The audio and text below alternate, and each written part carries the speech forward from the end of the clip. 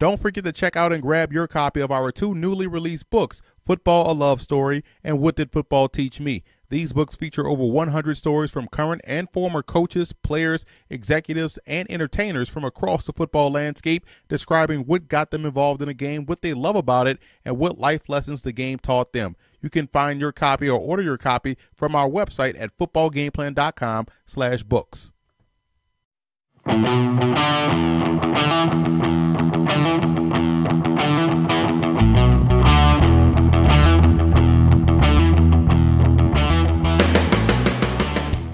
For the Browns in this ball game, they're going to have to trust their personnel on the outside. I think the Browns have tremendous talent at corner and at safety, and if they can trust those guys in one-on-one situations versus these Bengals wide receivers, it will then help them be in better position to stop the run. Why? Because they can get extra aggressive in their run fits, in their run blitzes, and being able to designate an extra guy in the box. So trusting the personnel on the outside helps them play better on the inside. And they also have to do a better job on third downs. That's going to be the key to this ball game, getting off the field. They can't allow Cincinnati to sustain drives, otherwise they'll struggle. Offensively speaking, I think you have to make it the Johnny Manziel and Duke Johnson show. You have to get these two guys in a groove early. I think Manziel, you want to give him the entire playbook, allow him the luxury of making changes at the line of scrimmage, whether it be with the blocking assignment or the play itself. And you have to feature Duke Johnson, not just on passing plays, but also in the running game. That's a guy that can take it the distance on any given down. So feature Johnny Manziel, giving him the whole playbook, and allowing Duke Johnson to be that featured guy, I think could help the Browns in this ball game. For Cincinnati in this ball game, if I'm Andy Dalton, I'm working touchdown to check down. That's looking deep down the field first before hitting my check down option. Why? Because I think there's going to be some opportunities to make big plays down the middle of the field against this Browns defense. And defensively, it's about communicating in the secondary. The Browns will run a lot of different concepts at this Bengals secondary, forcing these guys to pass guys off, which also forces you to communicate on the back end on a consistent basis. And if you're not doing that effectively, you're going to give up some big plays deep down the field. And up front along that offensive line, center Russell Bodine can't lose the battle. Any battle between Danny Shelton and also Jamie Meter, 2 outstanding nose tackles, and he'll see both guys in this ball game, so he definitely has to bring his A game both in a running game and also in pass protection.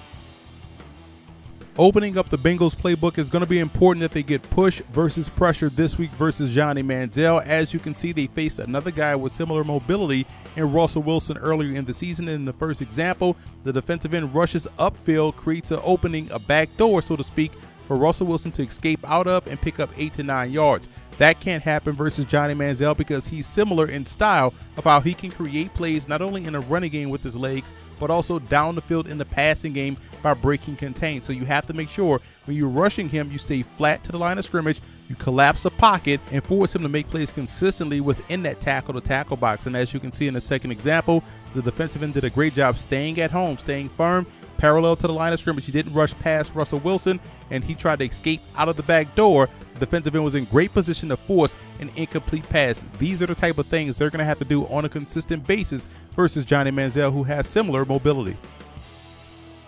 Opening up the Browns playbook, you want to see continued growth in a game of Johnny Manziel, just like we've seen from him in his 2 extended appearances this season. Here versus Tennessee, his mobility puts the defense at a disadvantage because they have to honor and respect his running threat, which buys Manziel time to throw the football and also allows the receiver the opportunity to find a soft spot in the zone, and the result is a completed pass. Last year, Manziel would have taken off and not allowed that play to develop, and it shows progress in this game. Another show of progress is this play versus the New York Jets earlier in the year. I like how Manziel works front side to the middle of the field, moving the Mike backer out of the window with his eyes and placing this pass perfectly to Gary Barnidge for a big gain. So again, this is essentially his 3rd start of the season, and you like to see him take even bigger strides in this one because the Browns definitely need him to do so if they're going to win this game.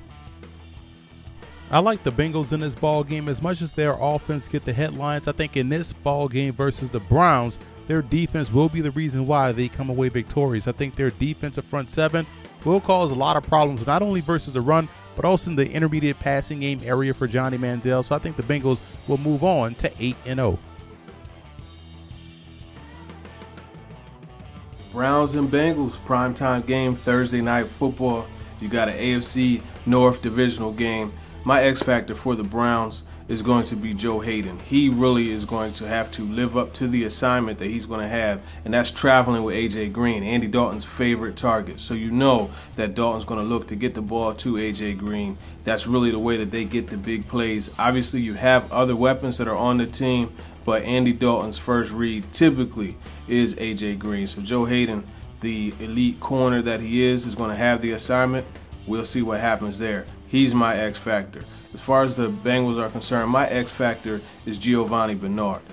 It ties right back into the X factor for the Browns. If Joe Hayden could lock down A.J. Green, you're going to need to find another way to win this football game. The Browns are struggling in stopping teams from running the football. So I think Gio Bernard, averaging 5.6 yards a carry, he is somebody that they could get going this week when the two teams play. He's my X factor. As far as the score is concerned, one thing I will say, both of these teams are playing really well on offense. The Browns could run the ball a little bit more.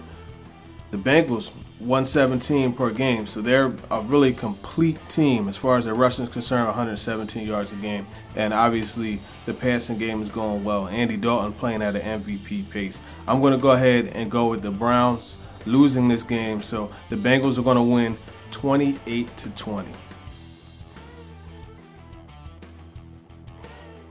In an AFC North matchup, we have the Cleveland Browns traveling to see the Cincinnati Bengals in the Battle of Ohio.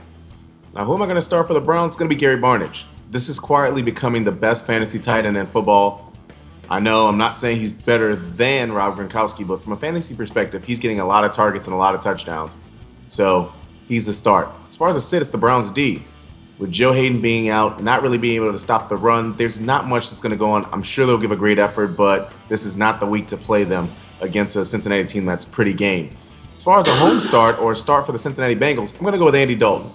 Look, as much as I've tried to say Andy Dalton's not getting the job done in the past, he's getting the job done this year, and he is a quality start. We don't know who his target's going to be. It's probably going to be A.J. Green, so he is the start. As far as a sit, it's Tyler Eifert.